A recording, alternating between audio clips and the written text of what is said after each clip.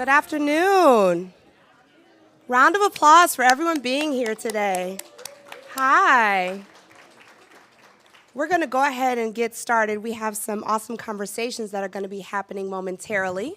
But first, let me introduce myself. I am Dr. Elena Hayes, Assistant Provost and Senior Director of the Career Center at Vanderbilt University in Nashville, Tennessee. You may be wondering, why is this random person from Vanderbilt being the MC for today? And I will tell you, it is because I actually was with Integrative Learning and Life Design with the Life Design Lab as of last June, or this previous June. And so I came back home. This is my home. Hopkins made me a higher ed professional, so I'm forever grateful to Farouk and to the institution.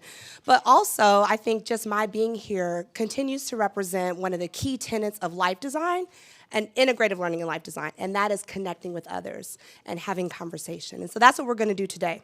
So I'm going to go ahead and ask Dr. Farouk Day and Dr. Bill Eggington to come up and join me on the stage and grab a seat. And I'll go ahead and read a bio really quickly. So William Eggington is the Decker Professor in the Humanities and Director of the Alexander Grass Humanities Institute of the Johns Hopkins University. He is the author of multiple books, which I won't list all of them, but we are going to talk extensively today about his first book, How the World Became a Stage. So I will turn it over to Farouk and Bill for a very in-depth Vision Chats Uncut with Farouk Day and Bill Eggington. Thank you. Thank you, Elena, and welcome back to Johns Hopkins University.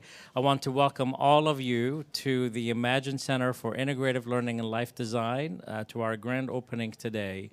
Elena, it's great to have you back here, and it's wonderful to see you all. My name is Farouk Day, and this is Vision Chats Unplugged. It's a web series that I started a couple of years ago to speak with thought leaders and thinkers about all sorts of ideas about the future. And today I have the opportunity and the privilege to speak with you, Bill, about where we're headed in the future. And one of the early books that grabbed me or the title is really fascinating, is How the World Became a Stage. I'd love to get started from there, and then there are so many themes that we can try to approach after that.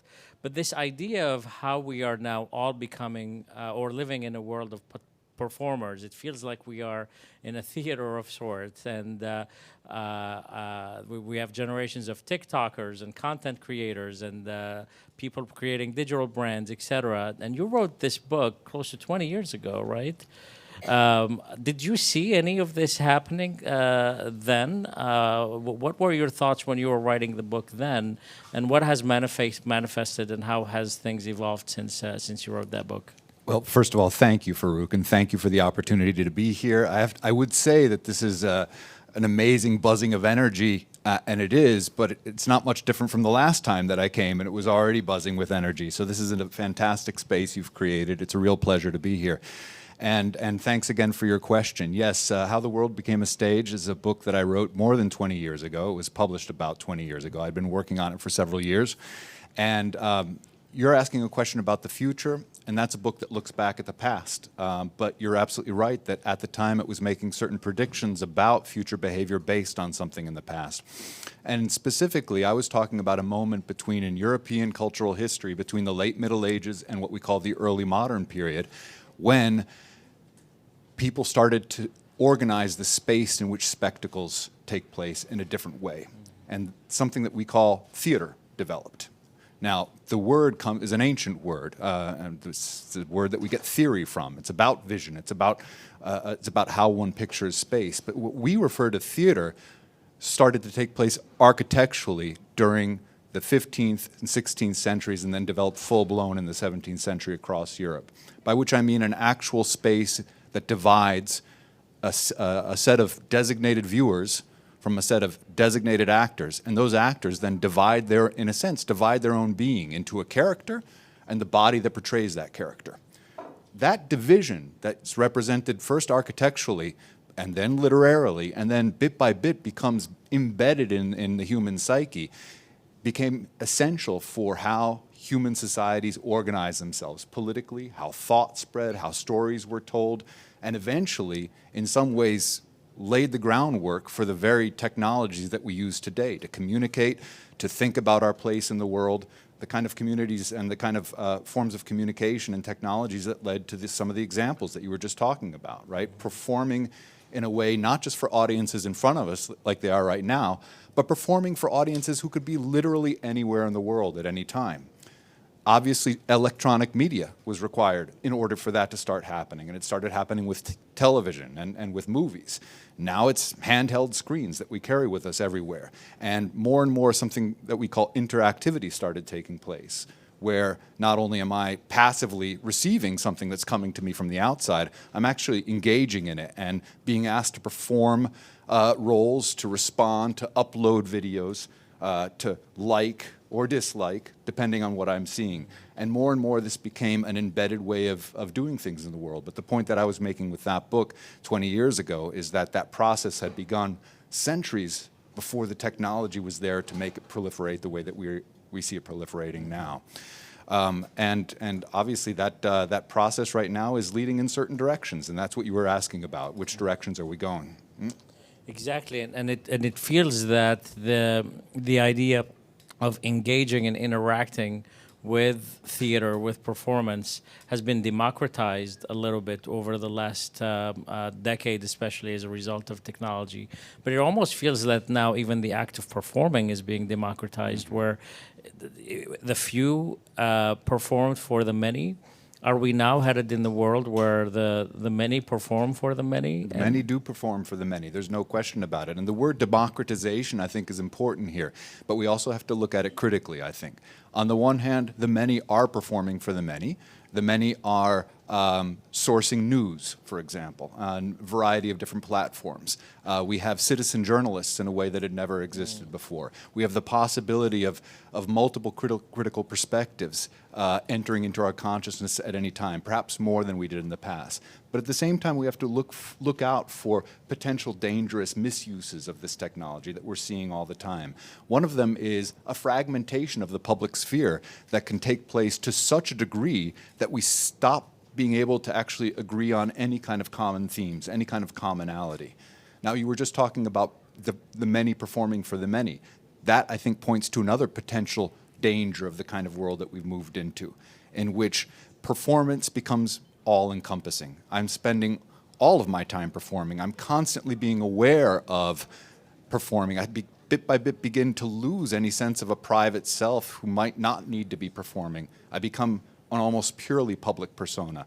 I've passed from, if we go back 500 or 600 years, someone who's just beginning to learn about the possibility that there's a distinction between a self and the character that self portrays, and becoming more and more a character all the time, and one who's not anchored in a self anymore. And questions of authenticity then begin to emerge. And when those questions of authenticity and that desire for authenticity emerges, that can often be a powerful attractor for people to fall into certain kinds of essentialist dogmas, nationalist politics, for example, a kind of spell or enchantment that says, reality is here, all you need to do is start believing me. I can't help but imagine that that there is an impact of these trends on people's mental health, but also on the collective community, which I know is a very important theme in the work, in your work.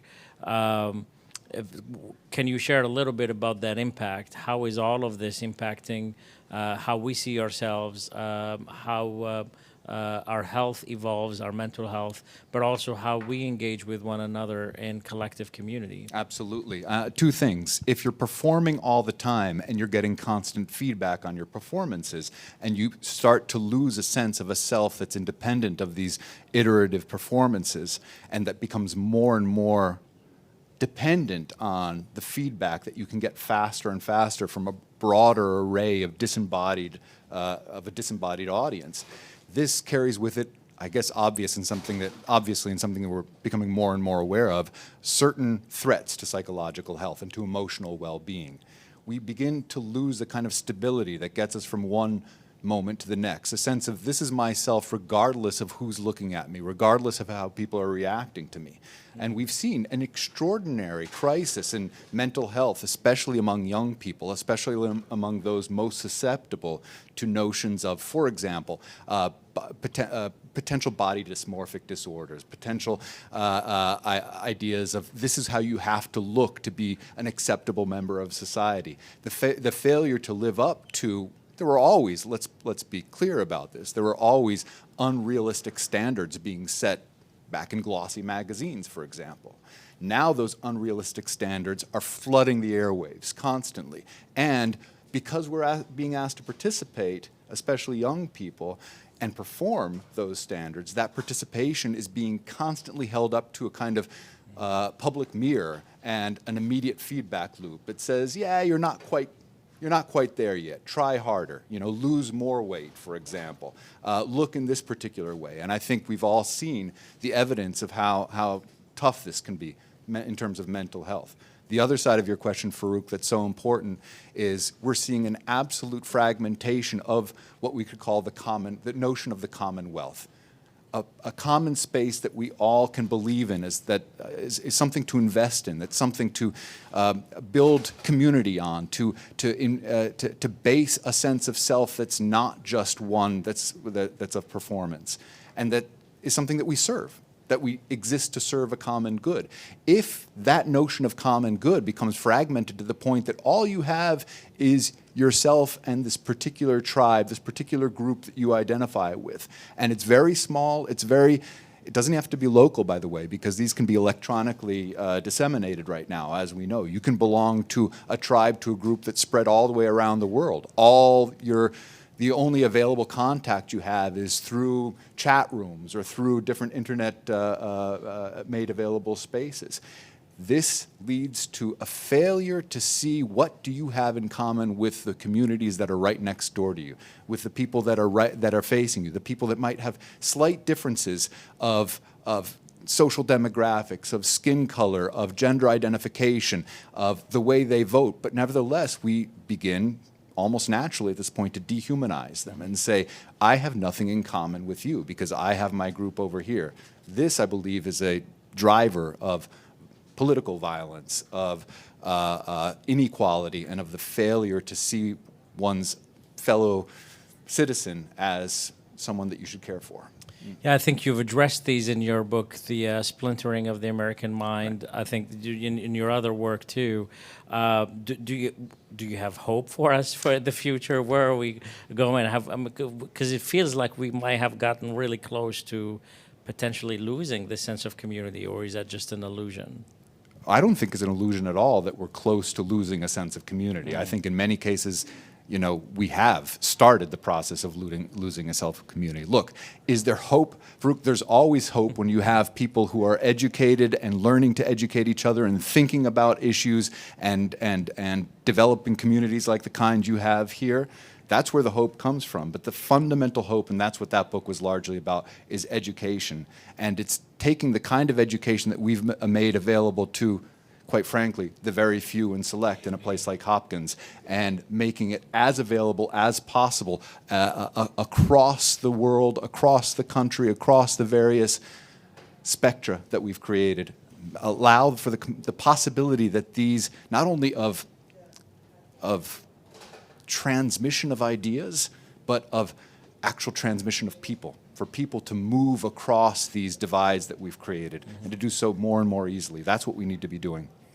So I think that higher education and universities might be spaces that, and might be entities that can participate in the turning of the tide and making this change happen, with potentially spaces like this one, with maybe other efforts to try to bring the community back together, but also, to your earlier point, to allow people, students, future generations to be their authentic selves, to give their permission to themselves to explore their future in a more authentic way. What are the challenges that are in front of universities today, and what are our responsibilities, and what are the transformations necessary to make a difference in the future? So I would say, I mean, challenges are almost too many to list, so let's focus on a few. And they're ones that are practical, that are in our grasp right now. One of the principal challenges that I see, and this is a challenge specifically for us at a place like Hopkins, and quite frankly, here in the kind of room and space that you've created, is what I would call the instrumentalization of knowledge, the instrumentalization of education.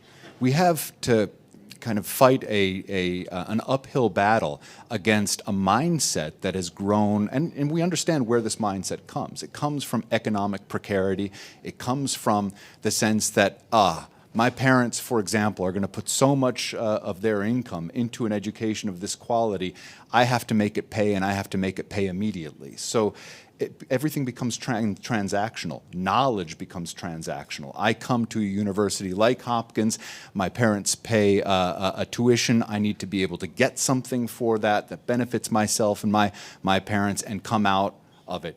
Everything that I'm doing is aimed at that particular purpose.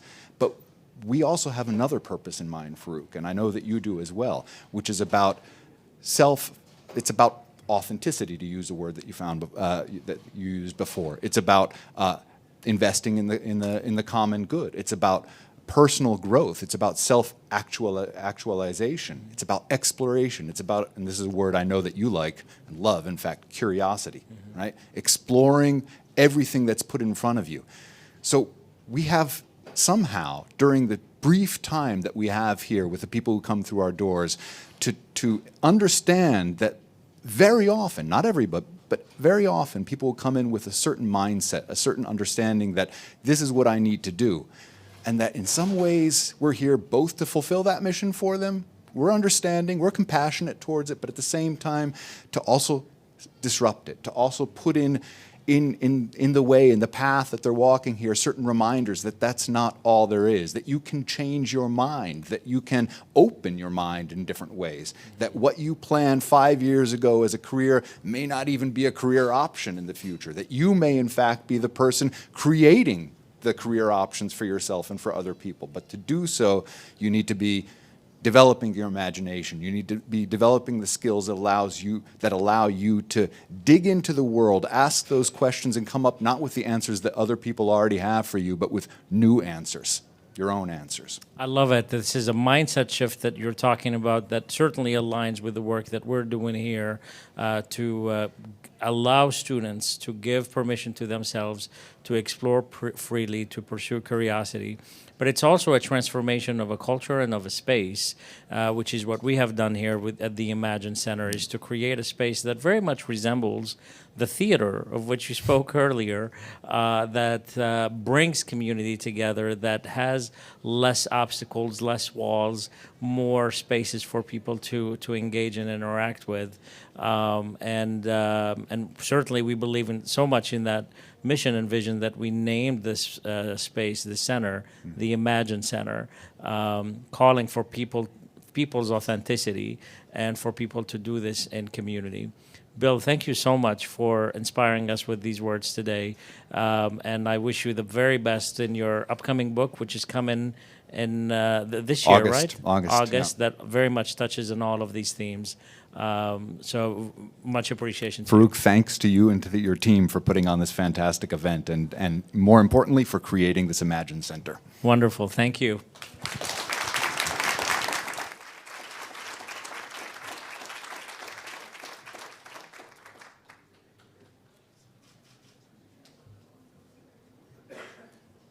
Thanks again to Farouk and Bill for that awesome conversation earlier.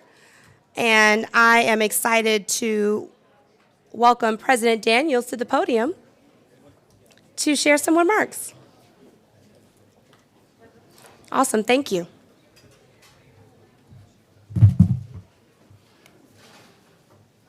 So good afternoon, everyone. What a truly joyous day at Johns Hopkins. So The sun is shining. The weather is perfect. It's a nice, brisk Canadian day. This is what our falls are like. This is what our summers are like. But it's great to be here and to be able to officially be part of these festivities. And so I'm so delighted to join friends, colleagues, and students from across Johns Hopkins to celebrate the grand opening of this extraordinary new space that I know has already established itself as a destination for our undergraduate and graduate students. So let me extend a special welcome to our former trustee and bluest of Blue Jays, we're Chuck Clarvett. Chuck, it is great to see you here at something I know means a whole lot to you. So thank you for joining us here today. And of course, we owe a great debt of gratitude to the vision of our Vice Provost for Integrative Learning and Life Design, Farouk Day. Farouk, again, this is just a wonderful moment, and we thank you for ushering us all to it. So congratulations and thank you.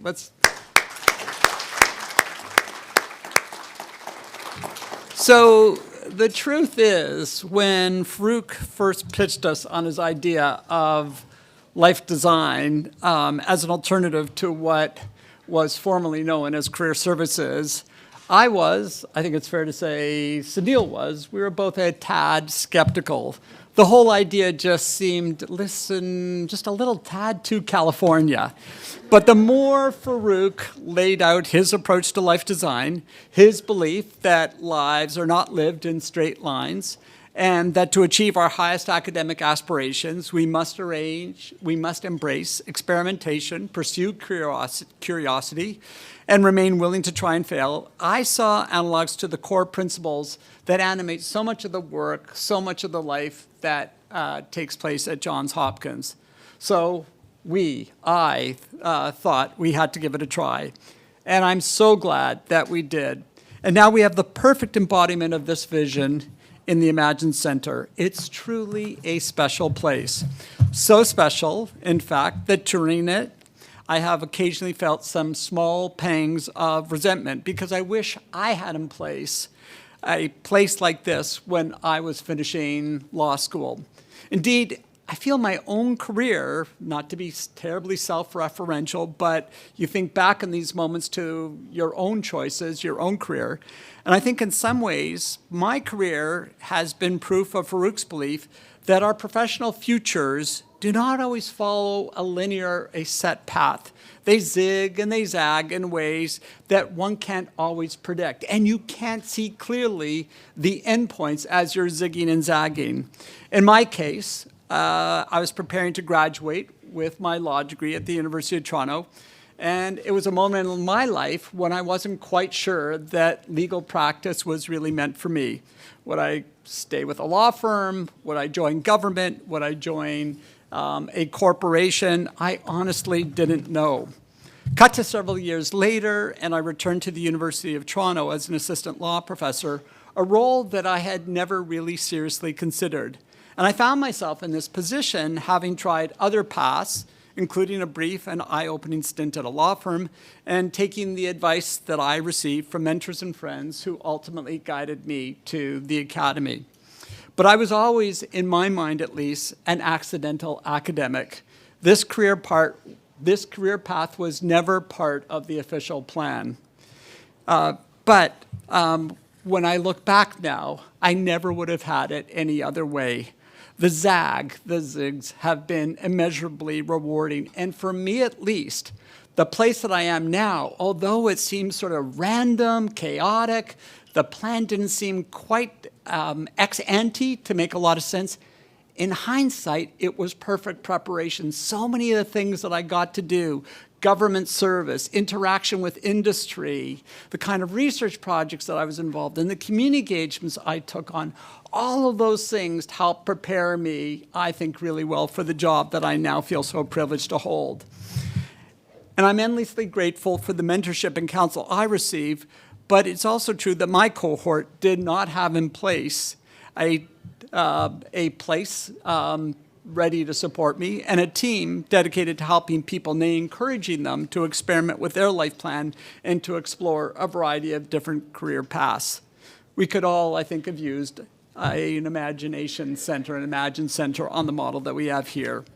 So this Imagine Center is a place designed from the ground up to encourage all of our students, whether they're undergraduates or graduates, first generation or transfer students, to think creatively and critically about all of the possibility for their futures. A place where you'll be able to forge connections, and as Farouk likes to say, to get curious and just try stuff out.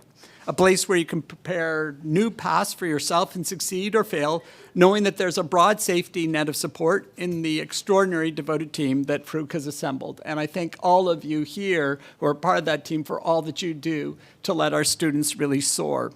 And a place I've learned where staring out a window or taking a nap on an incredibly comfortable couch, if you need some downtime, is not only possible, but indeed is encouraged. It's probably the only place in Johns Hopkins University where such behaviors are in fact encouraged. So what more could you really ask for? Because life is not a single rocket launched on an ever upward, straightforward trajectory. Sometimes you need to pause, to think, to pivot, and maybe pivot again. To Farouk and the entire Life Design team, on behalf of Johns Hopkins University, Farouk, not in just for me, but I think it's fair to say the trustees, our students, so many different constituencies are so appreciative of what you've done to make this extraordinary place a reality. So we salute you and thank you and congratulate you. Well done.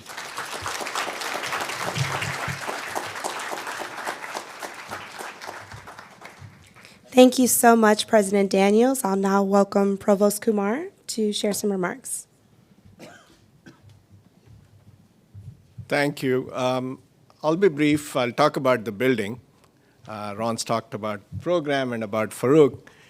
And the building was a similar kind of started with skepticism. I don't know if you saw the previous version of this building. It used to be the decrepit ex-lacrosse museum. And the word dump would be a euphemism for it. And Dump would have been a compliment for it. Indeed, dump would have been a compliment. And when Farouk saw this, he said he wanted this place, and we said it's too far north. The students don't go there.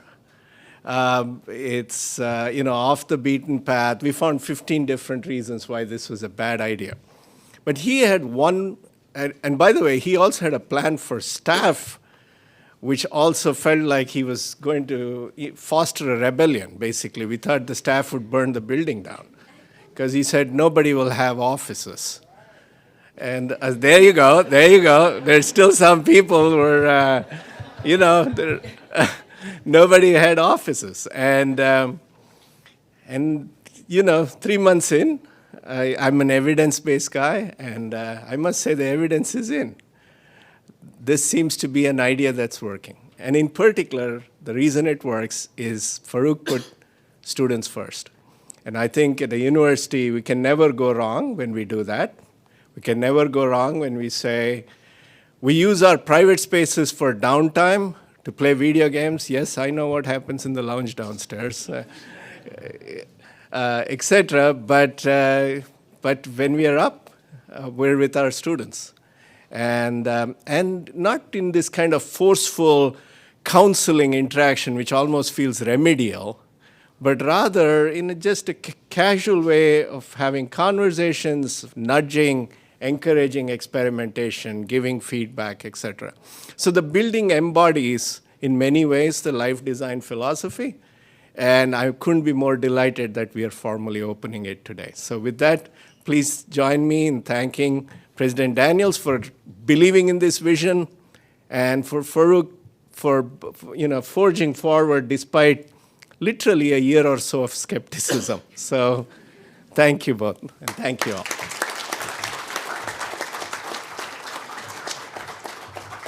Thank you so much. And finally, I will welcome our Vice Provost, Farouk Day, to the stage. Thank you.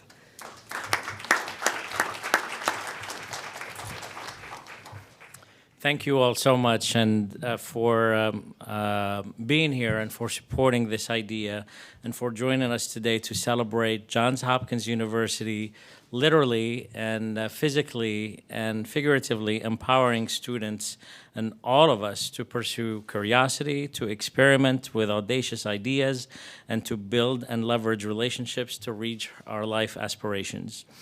You know, having a vision for an audacious future might be the work of a small group of people or sometimes one or two people, but bringing that vision to life requires the collective effort of many.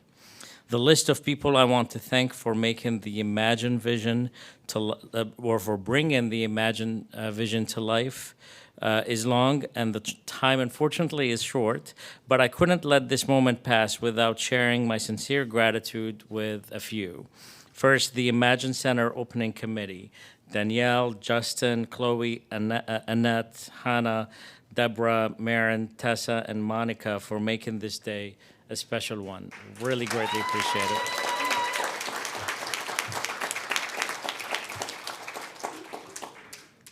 There is an entire team who we have relied on for the last few years to make this vision come to reality. Graham Bouton and his IT team at Johns Hopkins, Chuck Hillsberg, Katie Moran, Lee Coyle, Coretta Bennett, Marina Cooper, Abby Jackson, and so many who work at Johns Hopkins University who have been with this project from literally blueprint all the way to today, the ribbon cutting. Our external partners, Kinsley Construction, Infinity Technologies, Jackstone Design, Canon Design, and so many others who have also helped us and counseled us and advised us. You know, the Imagine Center is a physical manifestation of the transformative work that has happened here at Johns Hopkins University in the last 4 years. We've decided as a university, even with some skepticism at first, I did experience it, but I appreciate the patience with me initially and giving me a shot.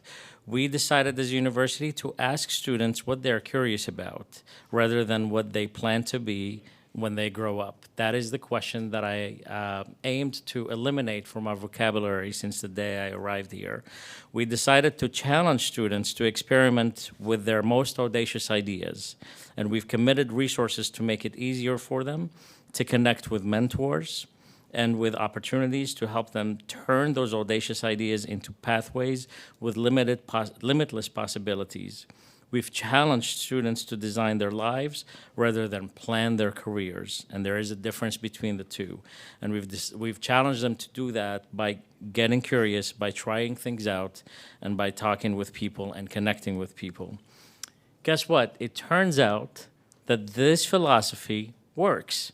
You students in the room have already told us that you're happy with this change. In just the last 4 years, I'm happy to report that we moved our satisfaction with our work from 37% to 68%. We're engaging more students than we ever have before, at 73% today, as opposed to 35% 4 years ago. We've closed the outcomes gaps for our first-generation students and our underrepresented minority students. To date, more than 12,000 students across the university are engaging with over 6,000 alumni mentors who have raised their hands and said, I want to be part of this movement, I want to help. We've increased the number of jobs and internships that are available to students from 30,000 to over 100,000 jobs and internships that are posted. Funding for research has increased from $200,000 to $1.67 million, and we are now distributing over $500,000 each summer to allow students to experiment with ideas and experiences, in a form of grants. Behind all of these numbers is a team of genuinely committed and dedicated educators and professionals, the hardest working team in higher education, and they are standing all around this building in blue shirts. You can see them all around.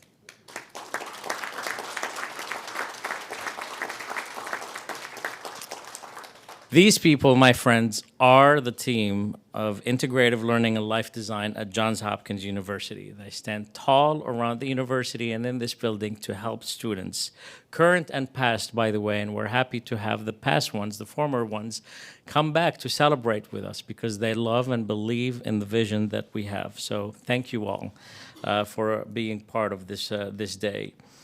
You have trust in this unconventional vision, and I agree it was unconventional. You have showed up every day with great enthusiasm. Well, I'll just say for most days, with great enthusiasm for the vision, for our collective and creative work, and have done so with unwavering care for students, and that has not gone unnoticed. None of this could have happened, and none of this could have been achieved without you. So today, my friends in blue shirts, today is your day. So congratulations to all of you.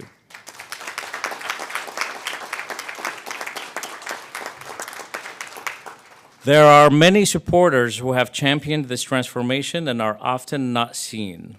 Too many of them to name, but I want to single one of them out in particular, if you indulge me. Chuck Clarvett, who is in the room today with us, a former trustee, an alum of this institution, and a generous supporter of all of our programs and services, in particular here in Integrative Learning and Life Design. You, Chuck, have made it possible for our students to experiment with their wildest ideas and to design exciting pathways for the future. And for that, we are all grateful to you. Thank you, Chuck.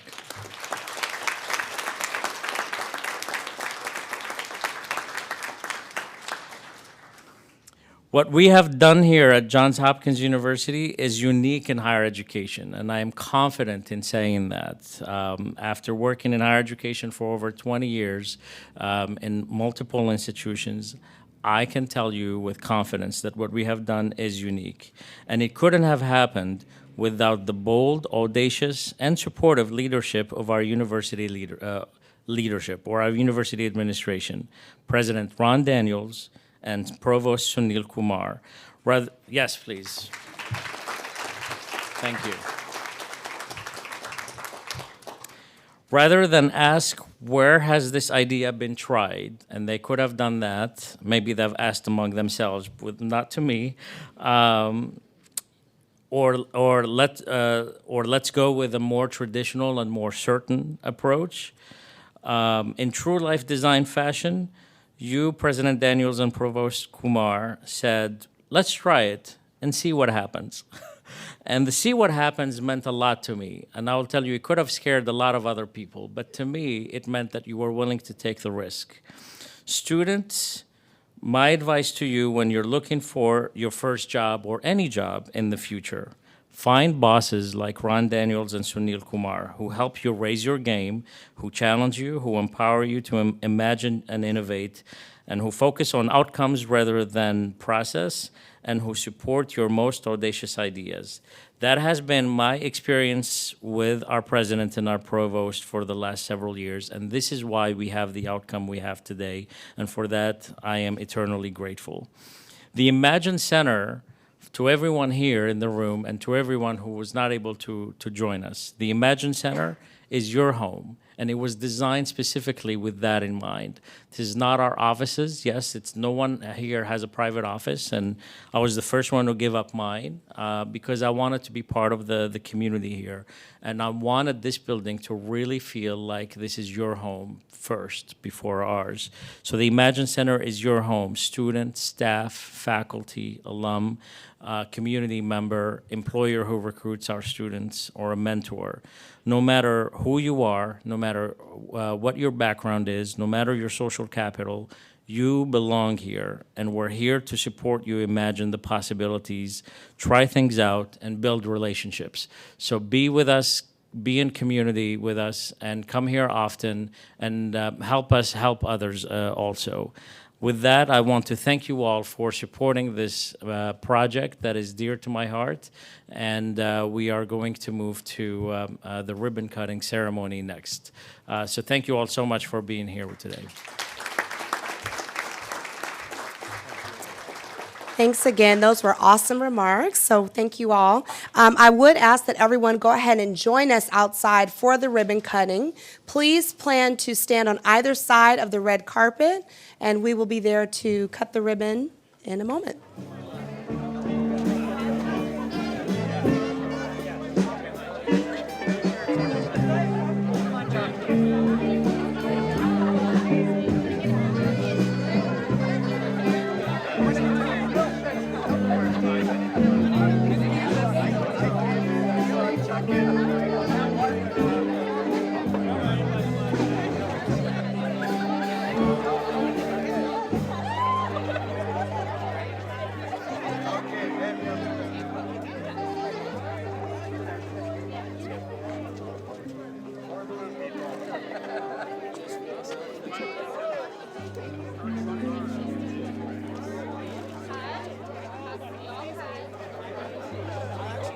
All right, the time has come.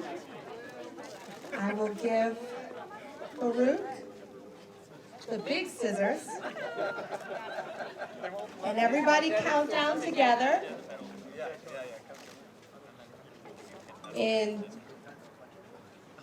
3, 2, 1.